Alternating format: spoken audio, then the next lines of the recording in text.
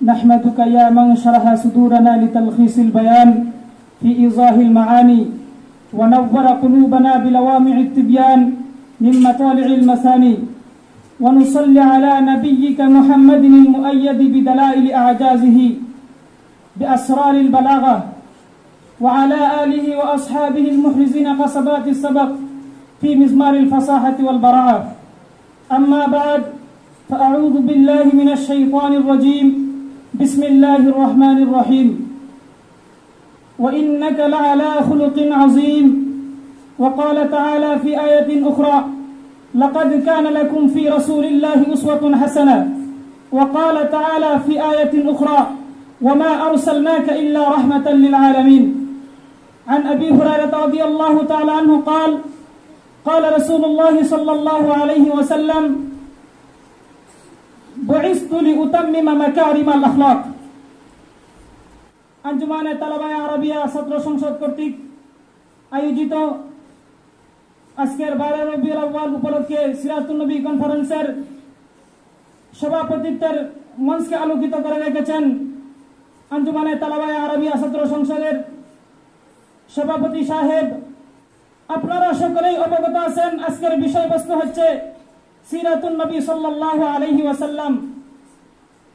সিরাত হচ্ছে জীবন আদর্শ। সিরাত অর্থ হচ্ছে জীবন আদর্শ, চরিত্র, নবী সাল্লাল্লাহু আলাইহি ওয়াসাল্লামের চরিত্র। আমাদের নবী হযরত মুহাম্মদুর রাসূলুল্লাহ সাল্লাল্লাহু আলাইহি ওয়াসাল্লাম কেমন ছিলেন?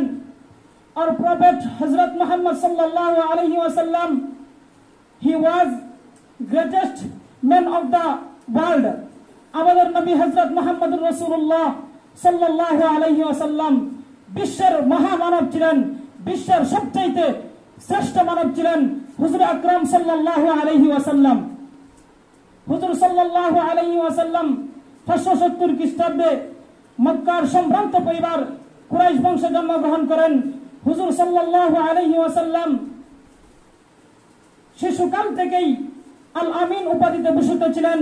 হুজুর সাল্লাল্লাহু আলাইহি ওয়াসাল্লামের সত্যবাদিতা এমন ছিল যে মক্কার কাফের মুশরিকরা হুজুর সাল্লাল্লাহু আলাইহি ওয়াসাল্লামের বিশ্বস্ততায়, হুজুর সাল্লাল্লাহু আলাইহি ওয়াসাল্লামের সত্যবাদিতায় তাআজ্জুব হয়ে তারা হুজুর সাল্লাল্লাহু আলাইহি ওয়াসাল্লামকে আল আমিন উপাধি দিতে বাধ্য হয়। নবী সাল্লাল্লাহু আলাইহি ওয়াসাল্লাম জন্ম থেকে মৃত্যু পর্যন্ত মিথ্যা কথা বলেন নাই।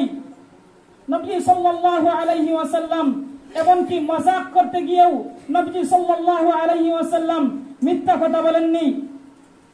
كان رسول الله صلى الله عليه وسلم يمازح كثيرا ولكن لا يقول إلا حقا، كما قال لعجوزة أن العجائز لا تدخل الجنة فلما ولى تبكي قال رسول الله صلى الله عليه وسلم: أخبروها بقوله تعالى إنا أنشأناكم إنشاء فجعلناهن أبكارا عربا أترابا.